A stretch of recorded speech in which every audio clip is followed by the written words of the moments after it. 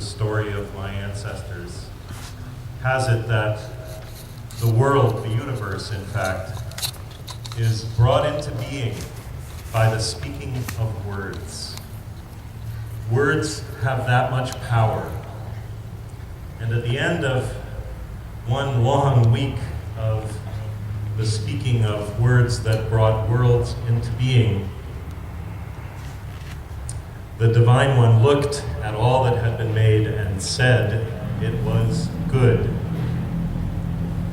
And in some ways that's an articulation of a truth that is in the marrow of our bones to this day, that as we look around us, especially at this universe of lives here gathered on this lawn, it is good. It is good and lovely that we dwell together in this place. And it is a good and noble thing that we are trying to do by living here together in this universe called the university. There are other traditions, other stories, including some of the story of this very country that is our home or our adopted or temporary home. Words that have been spoken that unmake the dignity and freedom and nobility of people. Now, I misspeak because nothing can unmake the nobility of persons. But words have been spoken as part of our history, even as recently as Friday night, that seem to unmake whole universes of beauty and goodness. Words have that power. We do bring worlds into being with the words that we speak. That's part of what we're learning, part of the truth of our living together as human beings. Just by being here, being educated, that's part of what it means to learn. All those 6-page papers, all those seemingly endless re-articulations of things that sometimes it seems other people have said better before, are nonetheless our ways of trying to make meaning in this world, bring understanding into being. The papers that we write, the banter that we exchange, the texts we text. That's a verb now. The jokes we tell, the opinions that ricochet around among us, the power of the simplest phrases we utter. I love you. I forgive you. Go away. You are not like me. Those words have power. The power of words is a power that we're still handling clumsily, we human beings, and understanding imperfectly.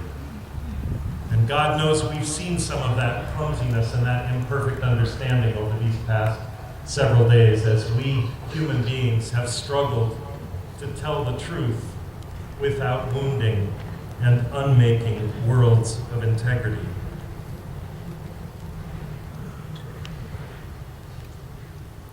The speaking of words to dismantle systems of hatred and apathy, which is just as dangerous as hatred, is an act of creation. It brings into being a new universe. And the speaking of words to dismantle self-esteem, the speaking of words to invade personal safety, the speaking of words to ridicule integrity, is the exercise of a power that is not the power for good. It is not the power that brings into being the world that we choose to live in, the world that we know in our bones can be good. We bring worlds into being also when we listen deeply, as we do, for instance, weekly at story time, which I continue to think is one of the most radical things, well, maybe until today, one of the most radical things that has happened on this campus in a generation. We bring worlds into being when we listen to mic checks. We bring worlds into being when we occupy life together. So let us, my friends, in the hours that follow, and the days and months and years, let us create with our words. Let us bring a new world into being by the telling of the truth, of the integrity and the infinite value and the beautiful particularity and the nobility of each life in this universe. Let us create by listening deeply, patiently, humbly, passionately, patiently, and did I say patiently? And let our speaking be only the beginning of our enacting a new universe in this university that we can call good.